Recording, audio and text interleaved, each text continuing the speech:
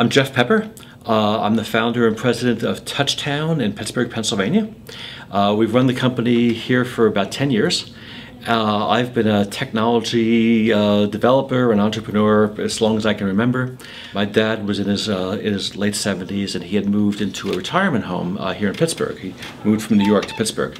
And so as I was engaged in my very intense life running a technology company during the dot-com boom, my dad was in a retirement home, you know, cut off from his family, cut off from his friends, cut off from his lifelong interests.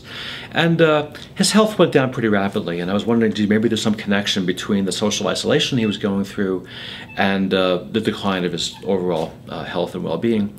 So I resigned as CEO of my previous company, and I started Touchtown with a mission of applying advanced technology to bring older people back into touch with the activities, people, situations that they really care about. Basically, try to reconnect people, and we've been doing that for 10 years. Social isolation, as I said before, social isolation is probably the biggest unsolved problem in senior living. There are, just let me give you some background here. There's over 4 million people in the U.S. who live in some sort of senior housing, whether it's independent living, assisted living, skilled nursing, whatever. Their medical needs are very well taken care of. Their basic, food, shelter needs are being well taken care of. The big challenge is creating meaningful activity, meaningful work for people when they're retired, especially an issue for men, because men very often define their self-worth through their work. And a lot of people have told me that in retirement homes, the men are the ones who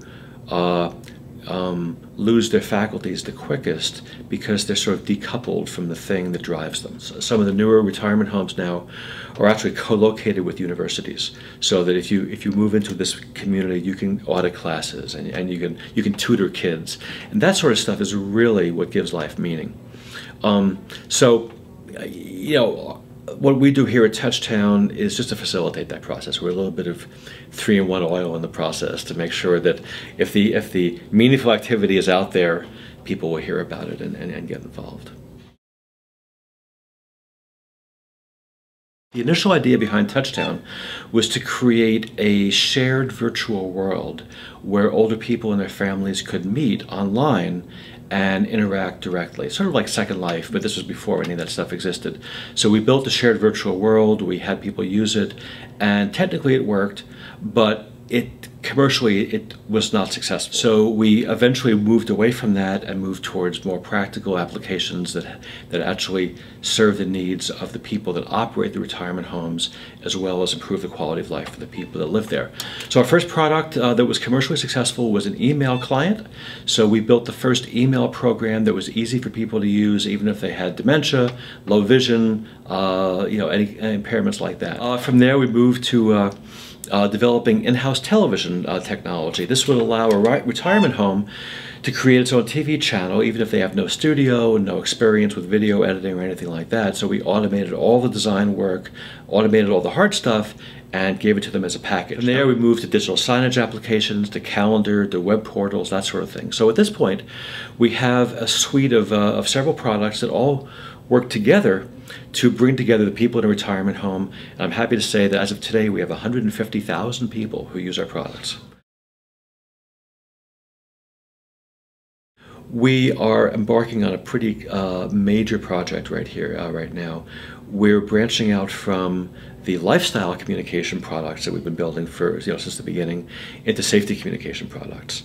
Safety communication consists of helping a resident call for help when they need it, but also the converse of that, helping the staff get in touch with the resident community when there's something going on, a weather emergency or whatnot. So we've looked at the approaches to that, and we felt that there's a lot more that could be done that isn't being done.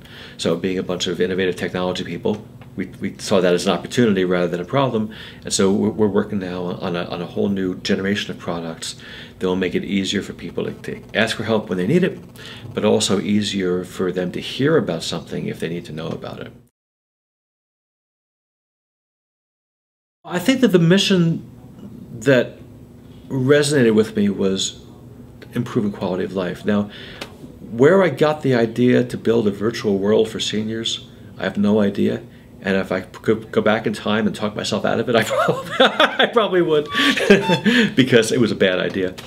So I think that, you know, the mission really hasn't changed here at Touchtown in 10 years. It's always been improving quality of life for seniors.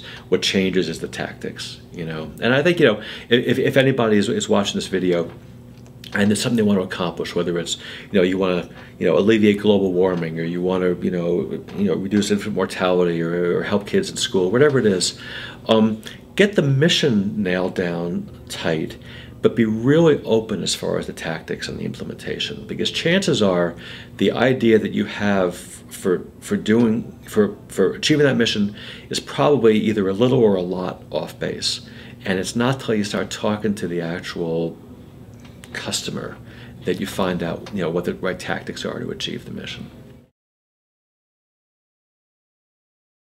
The biggest thing that I would tell somebody if they wanted to stop whatever they're doing and start a mission-driven company is treat it like a real company. I fell into this trap myself, and I've seen other people fall into it, where somehow you feel that just because you're doing good, somehow it'll make the company profitable and you'll be able to pay your bills. And it turns out that economics doesn't care, you know? It doesn't care whether you're doing well or not. All it cares about is, you know, do you have customers and do they pay for the products? I had sort of a hubris, kind of a feeling that because we were doing something worthwhile, everything would magically come together. So in retrospect, what I should have done is spend a year or two going out and asking questions, finding out what the economics are in the particular industry that we wanted to get into. What are the unsolved problems?